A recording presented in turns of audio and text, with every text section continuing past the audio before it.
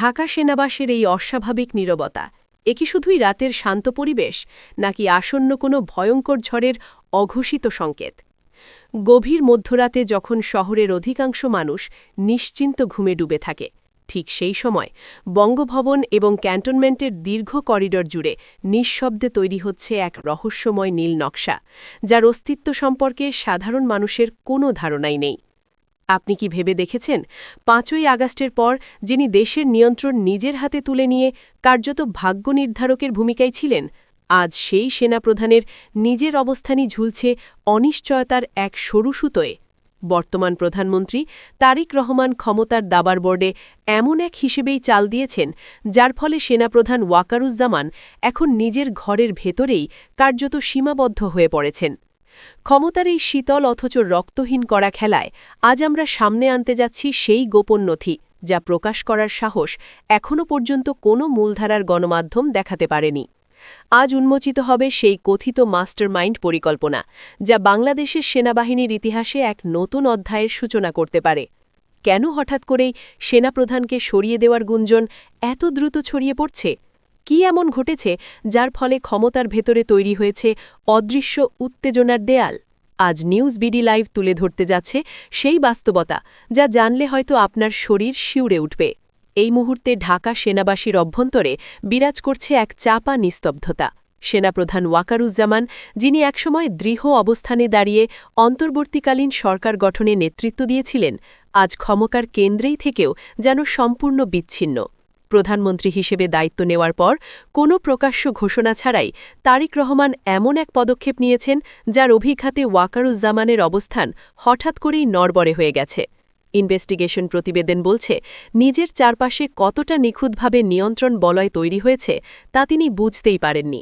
গোয়েন্দা তথ্য অনুযায়ী আগামী ৭২ ঘণ্টা হতে পারে ঢাকা সেনাবাসীর ইতিহাসের সবচেয়ে রহস্যঘন সময়গুলোর একটি। অত্যন্ত সূক্ষ্ম পরিকল্পনার মাধ্যমে সেনাবাহিনীর শীর্ষ ৫টি উইং, লজিস্টিক, ইন্টেলিজেন্স এবং অপারেশনাল কমান্ড সহ গুরুত্বপূর্ণ ইউনিটগুলো থেকে ওয়াকারুজ্জামানের ঘনিষ্ঠ ৫ জন জেনারেলকে সরিয়ে দেওয়া হয়েছে। এটি কোনো সাধারণ প্রশাসনিক পরিবর্তন নয়, বরং পেশাদারিত্বের আড়ালে পরিচালিত এক গভীর কৌশলগত পুনর্বিন্যাস।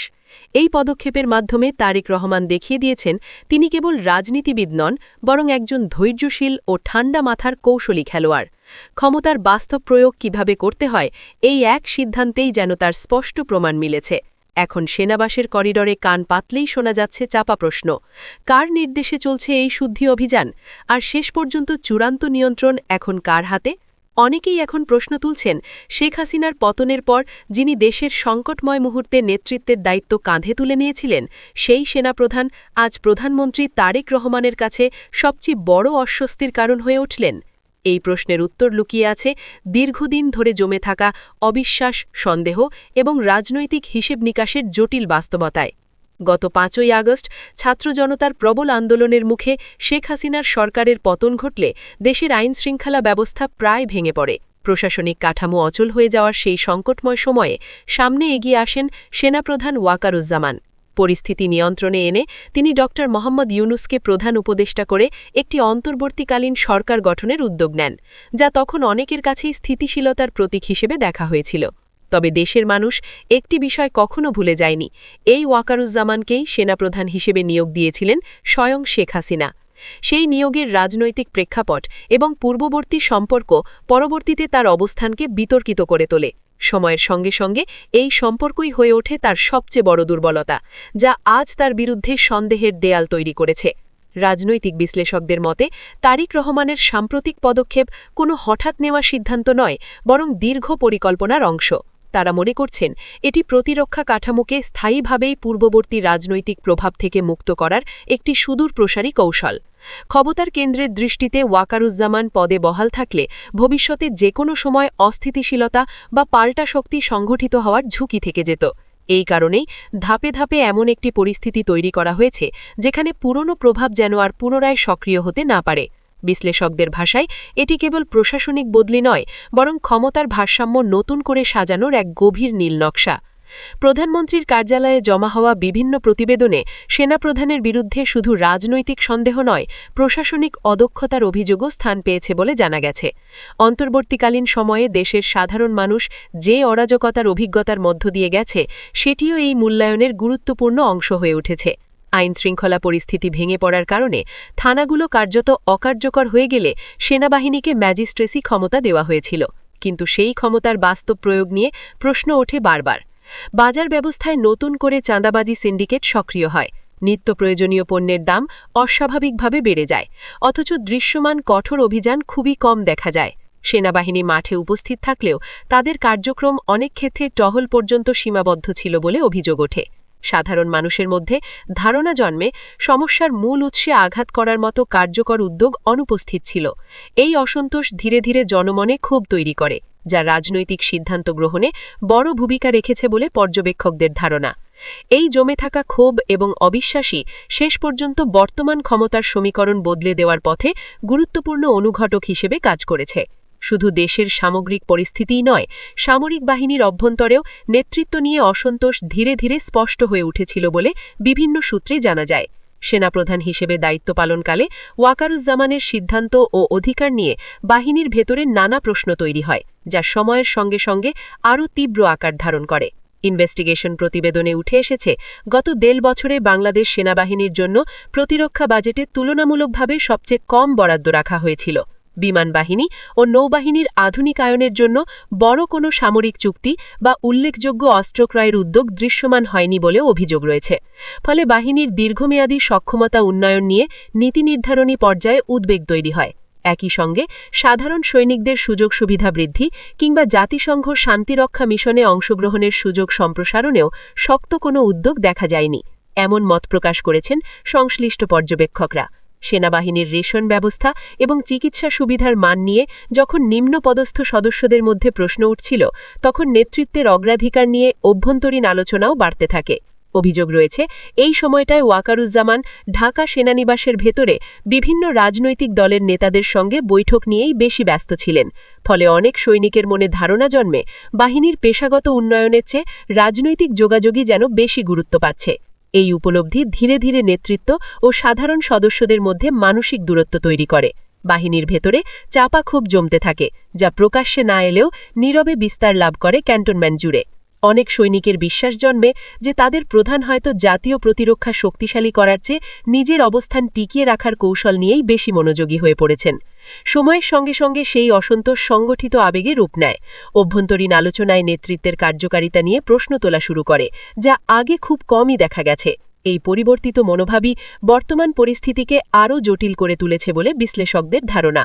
প্রিয় দর্শক, ক্ষমতার এই জটিল রহস্যের গভীরে প্রবেশ করার আগে সত্যভিত্তিক অনুসন্ধানকে শক্তিশালী করতে এখনই সাবস্ক্রাইব করুন নিউজ বিডি লাইভ।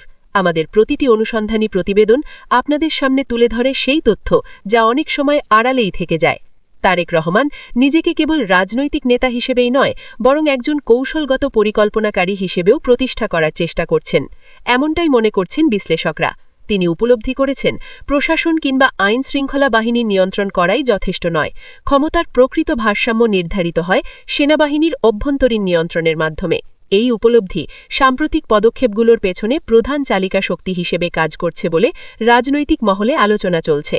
গত ১.৫ দশক ধরে যারা পূর্ববর্তী সরকারের সুবিধাভোগী হিসেবে পরিচিত ছিলেন এবং যারা রাজনৈতিক পরিবর্তনের পর নিরাপদ প্রস্থান খুঁজছিলেন, তাদের উদ্দেশ্যে তারেক রহমানের বার্তা এখন স্পষ্ট। ক্ষমতার নতুন বাস্তবতায় কোনো আপোষের সুযোগ নেই। ভূ রাজনৈতিক বিশ্লেষকদের মতে তিনি সেনাবাহিনীকে এমন একটি পেশাদার কাঠামোয় রূপ দিতে চাইছেন, যেখানে ব্যক্তিগত রাজনৈতিক উচ্চাকাঙ্ক্ষার কোনো জায়গা থাকবে না। এই পরিকল্পনার অংশ হিসেবে বাহিনীর আন্তর্জাতিক সুনাম ধরে রাখা, বিশেষ করে জাতিসংঘ শান্তিরক্ষা মিশনে অংশগ্রহণের ধারাবাহিকতা বজায় রাখা এবং আধুনিক সমরাস্ত্র সংগ্রহ করার মাধ্যমে মারিক সক্ষমতা উন্নত করার লক্ষ্য নির্ধারণ করা হয়েছে বলে আলোচনা চলছে। বিশ্লেষকদের ধারণা, এই দীর্ঘমেয়াদী পরিকল্পনার পথে সবচেয়ে বড় প্রতিবন্ধকতা হিসেবে দেখা হচ্ছিল পূর্ববর্তী আমলে নিয়োগপ্রাপ্ত নেতৃত্বকে। কেন এই সময়টিকে বেছে নেওয়া হলো, এই প্রশ্ন এখন আলোচনার কেন্দ্রে। বিশ্লেষকদের মতে, ভারতের সঙ্গে চলমান রাজনৈতিক টানাপোড়েনের প্রেক্ষাপটে সেনাবাহিনীর অভ্যন্তরীণ ঐক্য নিশ্চিত করা সরকারের জন্য অত্যন্ত গুরুত্বপূর্ণ হয়ে উঠেছে। তাই নেতৃত্বের শীর্ষ পর্যায়ে দ্রুত পুনর্বিন্যাস ঘটানো হয়েছে বলে ধারণা করা হচ্ছে। সবচেয়ে বিস্ময়কর বিষয় হল সেনাবাহিনীর উচ্চ পর্যায়ে এত বড় পরিবর্তনের আলোচনা চললেও জাতীয় টেলিভিশন বা প্রধান সংবাদ মাধ্যমগুলোতে এর কোনো দৃশ্যমান প্রতিফলন দেখা যায়নি। দেশের বড় বড় পত্রিকা ও টিভি চ্যানেল যেন এক অদ্ভুত নীরবতা বজায় রেখেছে, যা অনেকের কাছেই রহস্যজনক বলে মনে হচ্ছে। মিডিয়া সংশ্লিষ্টদের একটি অংশ মনে করছেন, এই নীরবতার পেছনে কাজ করছে অদৃশ্য চাপ ও অনিশ্চয়তার ভয়। কারণ সেনাবাহিনীর শীর্ষ নেতৃত্ব নিয়ে সংবেদনশীল সংবাদ প্রকাশ করলে সম্প্রচার লাইসেন্স বা ব্যবসায়িক ভবিষ্যৎ ঝুঁকির মুখে পড়তে পারে বলে এমন আশঙ্কা অনেক মালিকানা পক্ষের মধ্যেই রয়েছে বলে আলোচনা শোনা যাচ্ছে। গোয়েন্দা সংস্থাগুলোর অনানুষ্ঠানিক প্রভাব সংবাদ মাধ্যমের কণ্ঠ সীমিত করে রেখেছে বলেও সমালোচকদের অভিযোগ। ফলে অধিকাংশ প্রতিষ্ঠান সরকারি প্রেস বিজ্ঞপ্তির অপেক্ষায় থাকে, কিন্তু ক্যান্টনমেন্টের অভ্যন্তরের বাস্তব পরিস্থিতি জনসাধারণের সামনে তুলে ধরতে ব্যর্থ হয়। ইতিহাস বারবার দেখিয়েছে, অস্ত্র যার নিয়ন্ত্রণে থাকে, ক্ষমতার ভারসাম্য অনেক সময় তার দিকেই ঝুঁকে যায়। কিন্তু একই সঙ্গে ইতিহাস এটাও প্রমাণ করেছে, যখন সেই নেতৃত্ব বাহিনীর আস্থা হারায় এবং রাজনৈতিক কৌশলের জালে আটকে পড়ে, তখন ক্ষমতার